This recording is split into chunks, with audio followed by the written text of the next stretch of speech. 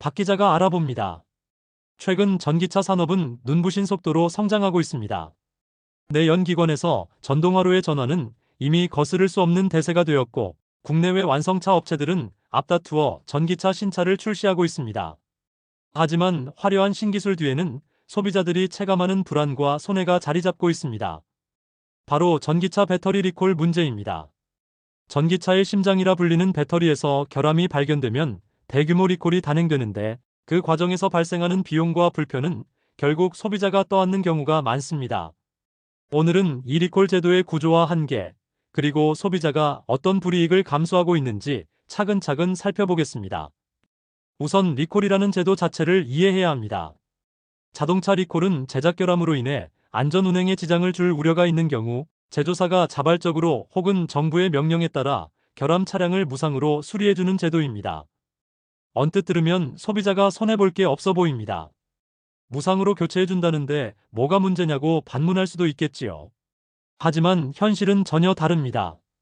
리콜이 이루어지는 순간부터 소비자는 차량을 사용하지 못하고 그 기간 동안 교통 불편과 기회비용을 감수해야 합니다. 게다가 리콜은 어디까지나 수리 교체일 뿐 금전적인 보상은 거의 없는 것이 현실입니다. 실제 사례를 보겠습니다. 현대자동차 코나 EV 리콜 사태는 국내 전기차 역사에서 가장 큰 충격 중 하나로 꼽힙니다. 배터리에서 화재 가능성이 발견되자 정부와 현대차는 결국 코나 EV 2만 5천여 대의 배터리를 전량 교체하기로 결정했습니다. 제조사 입장에서는 수천억 원의 비용이 들었지만 소비자 입장에서는 더 큰 문제가 있었습니다. 차량을 맡기면 배터리 교체까지 몇 달씩 기다려야 했고, 그동안 대체 차량을 받지 못하거나 받더라도 불편이 컸습니다. 무엇보다도 내 차가 화재 위험 차량이었다는 낙인은 중고차 가치 하락으로 이어졌습니다. 무상 교체를 받았더라도 이미 시세는 떨어져 있었고, 소비자가 잃은 자산 가치는 보상받을 길이 없었습니다. 해외에서도 비슷한 상황이 있었습니다. GM 볼트 EV 리콜 사건이 대표적입니다. GM은 배터리 화재 위험 때문에 전 세계 수십만 대를 리콜했습니다. 문제는 교체용 배터리가 턱없이 부족했다는 점입니다. 일부 소비자는 1년 이상 배터리 교체를 기다려야 했고, 그 사이 차량을 충분히 사용하지 못했습니다.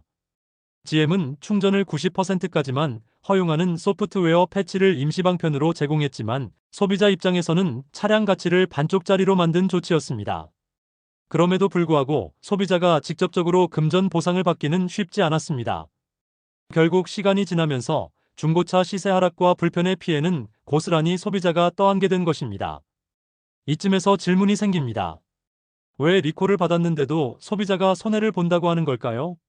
답은 간단합니다. 리콜은 무상 수리 교체이지 보상이 아니기 때문입니다. 자동차 관리법에 따르면 리콜은 제조사의 책임으로 결함을 시정하는 조치일 뿐 소비자가 입은 부수적인 불이익까지 책임지지는 않습니다. 예컨대 배터리 교체 기간 동안 출퇴근에 불편을 겪었더라도 그 시간과 비용은 소비자가 스스로 감당해야 합니다. 또한 리콜 이력이 중고차 가치 하락으로 이어져도 법적으로 이를 제조사에 청구할 수 있는 길은 사실상 막혀 있습니다. 문제는 여기서 그치지 않습니다. 보험사와 제조사 사이의 책임 떠넘기기도 소비자에게 부담으로 작용합니다. 배터리 결함으로 화재가 났을 경우 제조사는 보험 처리 후 구상권 청구 방식을 권하는 경우가 많습니다. 즉, 소비자가 자신의 보험으로 수리한 뒤 보험사가 제조사에 구상권을 청구하는 방식입니다. 이 경우 소비자는 보험료 할증이라는 또 다른 불이익을 감수해야 합니다. 결국 소비자가 두 번 손해를 보는 구조인 셈입니다. 그렇다면 해외는 어떨까요? 미국이나 유럽은 우리보다 소비자 권리가 강합니다.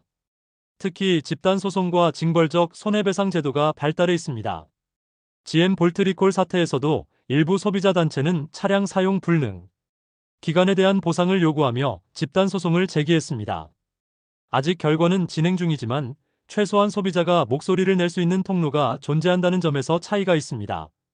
반면 한국은 집단 소송 제도가 제한적이고 징벌적 배상도 극히 제한적이어서 소비자가 직접적인 금전 보상을 받기 어렵습니다. 결국 소비자는 리콜이 발생하면 몇 가지 대응 방법밖에 없습니다. 우선 리콜 통지를 받으면 지체 없이 수리를 신청해야 합니다.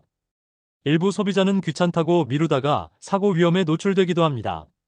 둘째, 배터리 교체 기간 동안 대차 서비스를 요구할 수 있습니다. 법적으로 강제된 권리는 아니지만 일부 제조사에서는 소비자 불편을 줄이기 위해 대체 차량을 제공하기도 합니다. 셋째, 중고차를 매도할 때는 반드시 리콜 이력을 설명해야 합니다. 숨기면 법적 분쟁으로 이어질 수 있기 때문입니다. 하지만 이런 대응책에도 불구하고 소비자의 근본적인 손해는 막기 어렵습니다. 시간이 지나면 소비자는 결국 리콜 이력 차량의 소유자가 되고 이는 감가상각으로 직결됩니다. 교체받은 배터리가 신품이라고 하더라도 한 번 문제를 일으킨 차라는 낙인은 쉽게 지워지지 않습니다. 소비자가 느끼는 불안감, 신뢰 상실, 자산 가치 하락은 제도적 장치로 보상받을 수 없는 영역입니다. 정부도 문제를 인식하고 있습니다. 최근 국토교통부는 전기차 배터리 결함 리콜 관리 강화 방안을 내놨습니다. 리콜 이력 공개 확대, 소비자 알림 강화 등이 포함되어 있지만 여전히 보상보다는 안전 확보에 초점이 맞춰져 있습니다. 결국 소비자가 체감하는 손해, 즉 시간 가치 심리적 불안에 대한 부분은 제도권에서 충분히 반영되지 못하고 있습니다. 이제 결론을 내려야겠습니다.